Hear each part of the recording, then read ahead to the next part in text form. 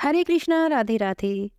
हमारे सनातन धर्म में भगवान विष्णु को समर्पित कई व्रत और त्योहार होते हैं और इन्हीं में से एक है एकादशी का व्रत। कहते हैं भगवान विष्णु को एकादशी का व्रत सबसे अधिक प्रिय है।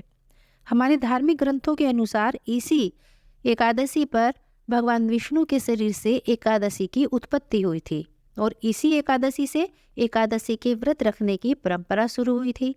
इसीलिए इस एकादशी को उत्पन्ना एकादशी कहा जाता है और इस कारण इस एकादशी का बहुत ही अधिक महत्व है। एकादशी का व्रत रखने से मनुष्य समस्त सांसारिक सुखों को भोगकर अंत में मोक्ष को प्राप्त करता है और उसके सारे पाप भी नष्ट हो जाते हैं। जो लोग एकादशी का व्रत पहली बार प्रारंभ करना चाहते हैं उनके लिए यह उत्पन्ना एकादशी बहुत ही पुण्यदायी है।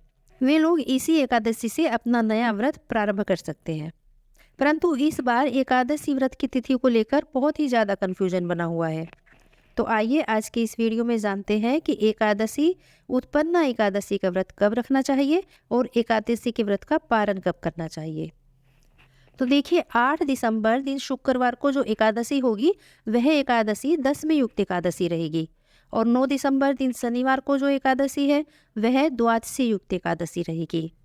कहा जाता है कि दशमी युक्त एकादशी ज़्यादा सुफलदायी नहीं होती।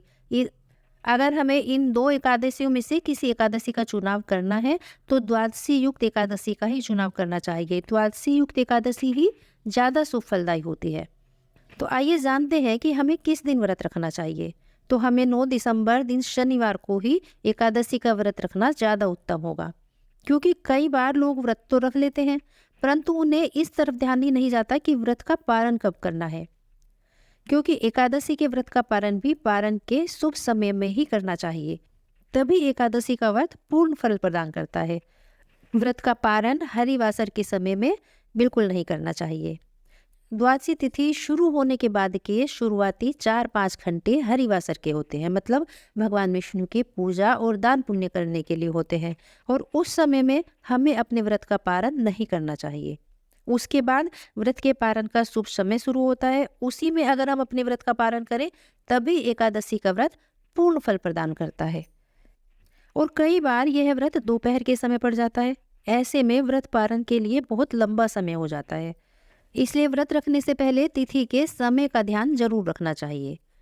इस बार एकादशी तिथि शुरू होगी 8 दिसंबर दिन शुक्रवार को सुबह 5:07 पर और एकादशी तिथि समाप्त होगी 9 दिसंबर दिन शनिवार को सुबह 6:31 पर और द्वादशी तिथि शुरू होगी 9 दिसंबर दिन शनिवार को सुबह 6:32 पर और द्वादशी तिथि का समापन होगा 10 दिसंबर दिन रविवार को सुबह 7:13 पर। 9 दिसंबर दिन शनिवार को सुबह सूर्योदय के समय एकादशी रहेगी। इसलिए सूर्योदय वाली तिथि की मान्यता के अनुसार 9 दिसंबर दिन शनिवार को ही व्रत रखना ज़्यादा उत्तम होगा। आइए अब दूसरी तरह से देखते हैं।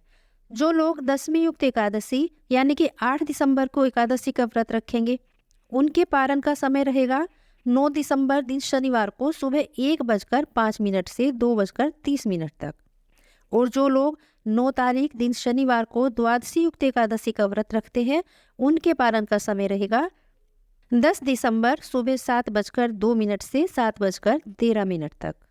तो 8 तारीख को एकादशी का व्रत रखने से अगले दिन व्रत के पारण के लिए बहुत लंबा समय होगा, इसलिए 9 तारीख को व्रत रखना ही ज़्यादा उत्तम रहेगा। 10 तारीख को अगर आप अपने व्रत का पारण सुबह 7:13 के अंदर ही कर लें तो बहुत उत्तम रहेगा, क्योंकि 7:14 से त्रयोदशी तिथि शुरू हो जाएगी और कहते हैं एकादशी के व्रत का पारण द्वादशी तिथि में ही कर लेना ज़्यादा अच्छा होता है। अब आइए जानते हैं नए व्रत प्रारंभ करने के बारे में। तो जो लोग उत्पन्ना एकादशी से अपना नया व्रत प्रारंभ कर रहे हैं वे इस बात का ध्यान जरूर रखें कि अपना एकादशी का व्रत शुरू करने से पहले एकादशी के दिन सुबह सुबह भगवान के सामने एकादशी के व्रत का संकल्प जरूर ले लें। आप जितने दिन के लिए भी एकादशी का व्रत शुरू कर रहे हैं, जैसे आप एक निश्चित समय के लिए एकादशी का व्रत शुरू कर रहे हैं या फिर जब तक आपके शरीर में सामर्थ्य है तब तक आप हमेशा एकादशी का व्रत रखेंगे या फिर अपनी किसी इच्छा पूर्ति होने तक एकादशी का व्रत रखेंगे। आप जिस प्रकार का भी व्रत शुरू कर रहे हैं वैसा ही संकल्प आप भगवान के सामने जरूर लें। व्रत की कथा सुनने के लिए हमारी अगली वीडियो जरूर देखिएगा और अगर आपको आज की वीडियो पसंद आई हो तो इसे लाइक और शेयर करना मत भूलिएगा। हरे कृष्णा, राधे राधे।